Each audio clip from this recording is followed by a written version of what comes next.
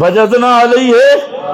ईमान से बताओ आज कहते हैं कि नहीं कहते? कि जो बड़े बेईमान होते हैं वो क्या कहते हैं? समाए अंबिया पे इजमाए दौरल्लांतिया। हब बेईमाना, तुझे इजमा का माना ही नहीं आता? इजमा इजमा मैं आखे मुल्ला जी अलिफ नू जान दे, ये अलिफ को उड़ा दे तो तेरा मसला सच्चा होगा। हाँ, ये कैसा इजमा है?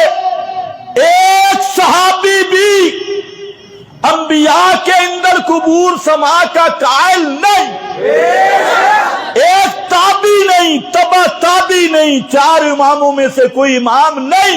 अगर मुल्ला में जुरत हो बस सनद सही पेश करे, पैगंबर का कोई एक सहाबी का अकीदा जिसका ये अकीदा हो कि अंबिया इंदल कुबूर सुनते हैं, किसी एक ताबी का अकीदा अंबिया इंदल कुबूर सुनते हैं, 4 इमामों में से किसी एक इमाम का अकीदा अंबिया इंदल कुबूर सुनते हैं, जो न सहाबा को मालूम, न ताबीन को मालूम, न तबा ताबीन को मालूम, न 4 इमामों को मालूम। ते इजमा खोता रेडिया लगा है, इजमा हो गई है। इन्होंने समझा ये इजमा कराची के मौलवियों का इजमा हो गया है, पेशावर के मौलवियों का इजमा हो गया है। ये जो तुम्हारा बनाया हुआ पाकिस्तानी इजमा है ना, इसकी हैसियत गधे की लात के बराबर भी नहीं है। मेरे पास नबियों का इजमा है। कालू ला इल्म लना इन्नका अंता अल्लामुल गुयूब।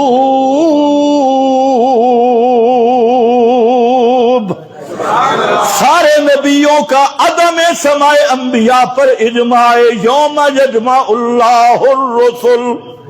माना मेरा न मान मौलाना सरफराज की ज़ालतुर रैब उठा ले। ला इल्म लना बाद वफातना, बाद वफात के हमें दुनिया का कोई पता नहीं।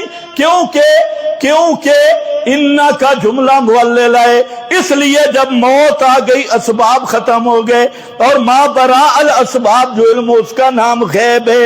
इन्ना का अंता अल्लामुल गुयूब, सारे गैबों को जानना किसकी शान है?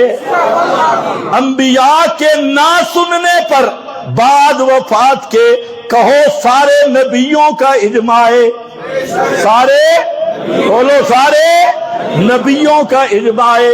और ये इजमा कुरान में है। मुल्ला जी तेरा इजमा कितने बड़े है? इजमा है बिल्ली दे बच्चिया।